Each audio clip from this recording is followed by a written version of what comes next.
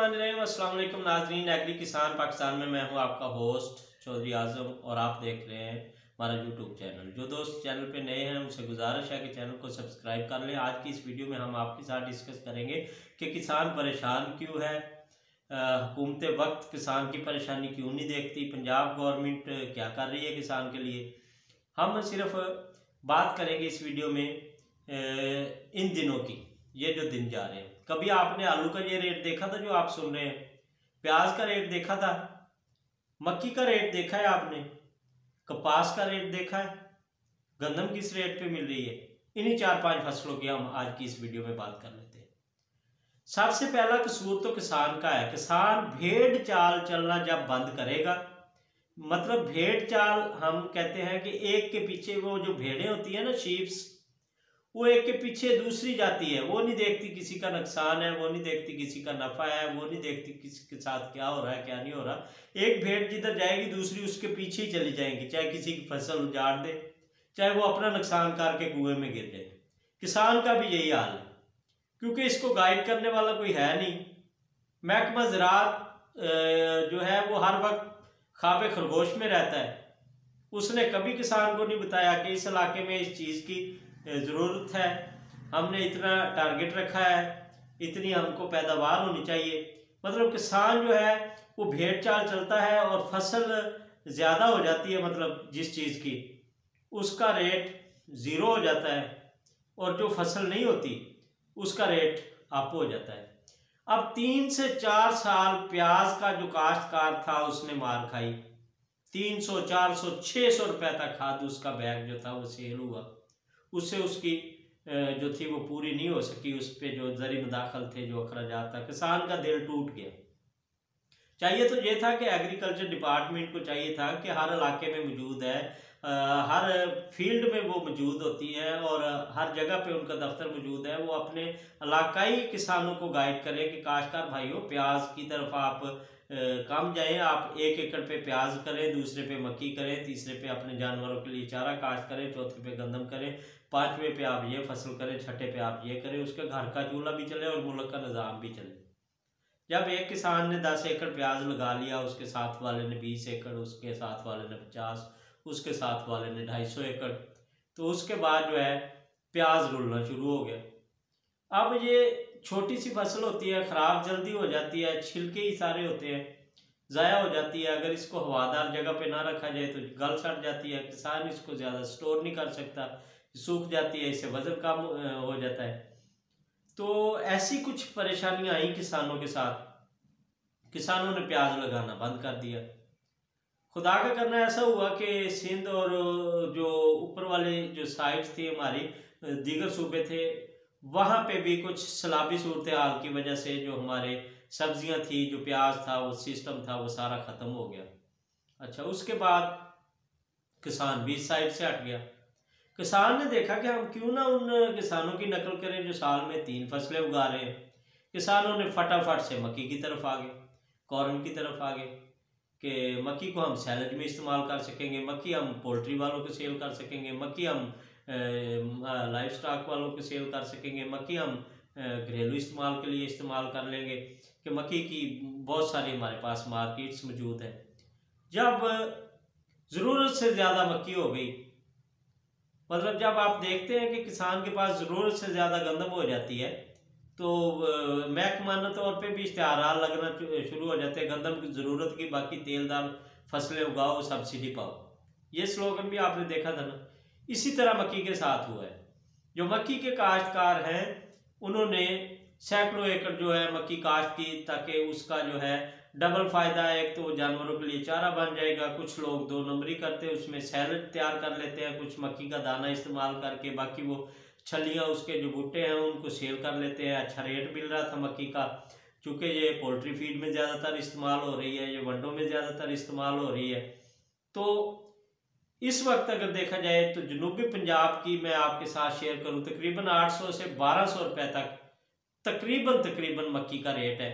बाकी ज़िला के जो काश्तकार हैं वो मुझे कमेंट सेक्शन में ज़रूर बताइएगा कि आपके ज़िले में मक्की का क्या रेट है, आपकी तहसील में मक्की का क्या रेट है। अच्छा, अब वो काश्तकार परेशान हो रहा है। 800 फर्ज करें 1000 रुपया भी लेता है तो उसकी तड़वाई, उसकी छिलवाई, उसको सुखाने के बाद, छिलके उतारने के बाद, उसका दाना बनाने के अमल सारे प्रोसेस तक उसके अखराजात भी है। उसे तो वो 300 से ज़्यादा मन नहीं पड़ रही। अगर उसके ज़रिए अद्वियात के खर्चे लगाए किसान, उसके ऊपर स्प्रे के इसके खाद के खर्चे लगाए, उस पर खालियाँ नालियाँ बनाने के, उस पर जो मुशक्क़त होती है उसको जहर डालने की, उसका सीड इतना महंगा किसान जो है वो परचेज करता है, तो मक्की का काश्तकार जो है वो तहस नहस हो चुका है। ऐसा दिल टूटेगा, ऐसा टूटेगा कि आप मक्की जो है वो अगले साल आपको नज़र नहीं आएगी, क्योंकि किसान को गाइड करने वाला नहीं। मक्की आपको नज़र नहीं आएगी, ये मक्की आपको अगले साल जो है गंदम से ऊपर रेट पे मिलेगी। अगले साल आप देख लेना प्याज यही 20 रुपए किलो होगा, क्योंकि पिछले साल इन दिनों में 300 रुपये प्याज चल रहा था। इस वक्त जो है प्याज आज भी ये 200 रुपये हो चुका है।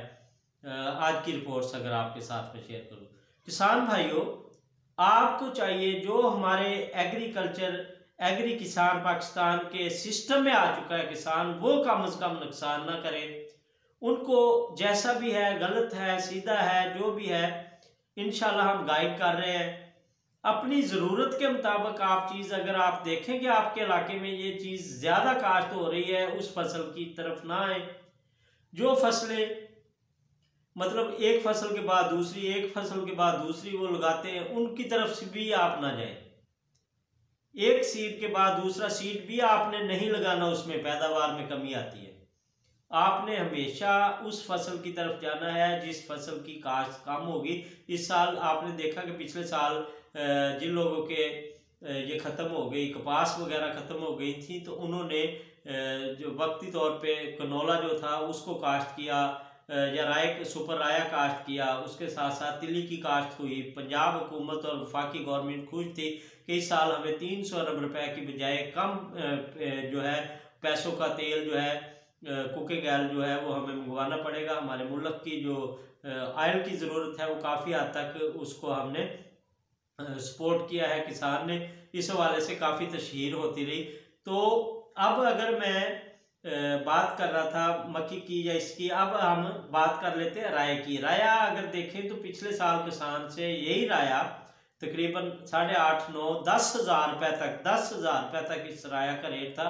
आज की ताज़ा तरीन जो राय का रेट है, आज मैं अपनी पोल्ट्री के लिए कुछ इंग्रेडिएंट्स इकट्ठे कर रहा था, तो वहाँ पे मैंने जाके उसका सरसों का, राय का या कनोले का रेट वहाँ से दरियाफ्त किया, तो इस वक्त 6,300 रुपये तकरीबन रेट चल रहा है। जब हमारी 2 माह के बाद फसल आएगी तो ये 5,000 रुपये से ज़्यादा नहीं होगा मुझे लगता है, क्योंकि तेल हमारे मुल्क में कुछ बेहतर हुआ है।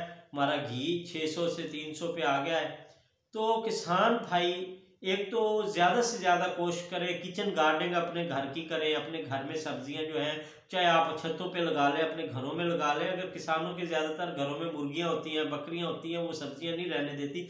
आपके पास हर जगह देहात में, आपके डेरे पे इर्द गिर्द या आपकी छत पे कोई ऐसी जगह मौजूद होती है जिधर आप 2 मरलों में अगर लगा लें तो 2 घरों का निज़ाम जो है, डेली आपको ताज़ा फ्रेश और अच्छी सब्जी मिल सकती है। उससे आपके काफ़ी पैसे बच सकते हैं। डेली का अगर आप 300 रुपये अपना सब्जी का खर्चा लगाएं तो ये तकरीबन 10,000 महाना पड़ता है। उसके बाद आप अपने ज़रूरत की दालें काश्त कर लें। उसके बाद आप कनोला जो है उसको इस्तेमाल करें। उसका बेहतरीन ऑयल है, कनोले का ज़बरदस्त तेल है। कुकिंग ऑयल और घी सबसे बेहतरीन तेल उसका है।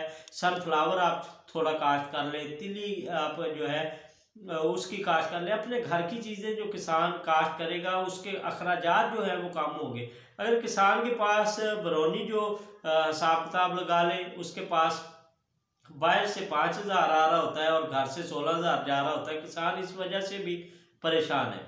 किसान को चाहिए मीट पर्पज़ के लिए अपने घर पे पोल्ट्री में मुर्गियां कुछ आप रख सकते हैं, बटेर रख सकते हैं। खरगोश जो है उसकी फार्मिंग बहुत जल्द होती है, ब्रॉयलर से बेहतरीन होती है।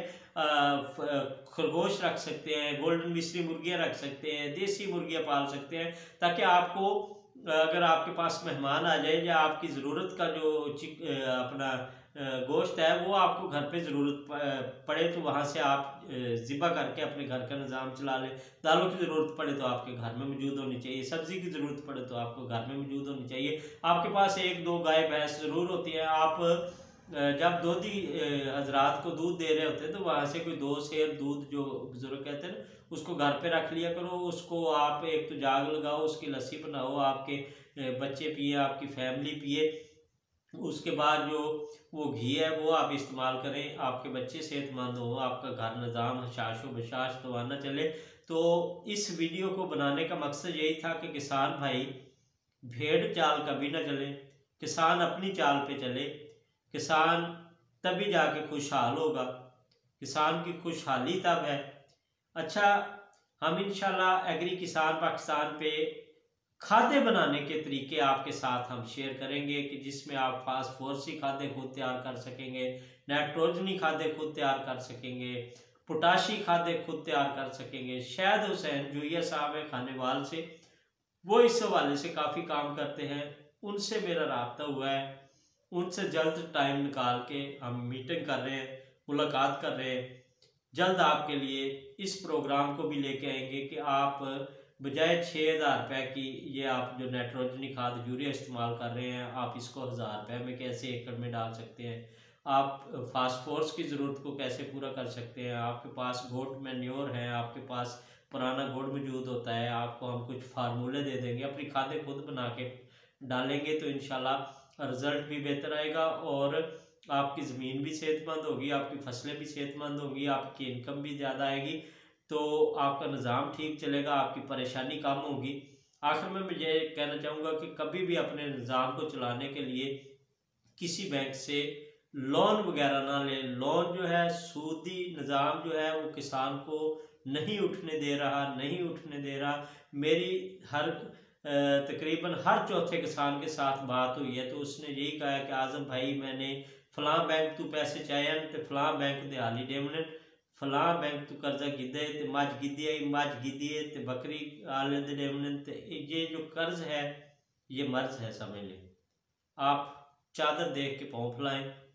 किसी भी बैंक से सूद पे पैसे लेके आप कभी भी अपनी ज़राअत को, अपने निज़ाम को अप्रूव नहीं कर सकते। ये मेरी ज़ाती राय है आपके साथ। इजाज़त दीजिए। अल्लाह हाफिज़। अस्सलाम वालेकुम।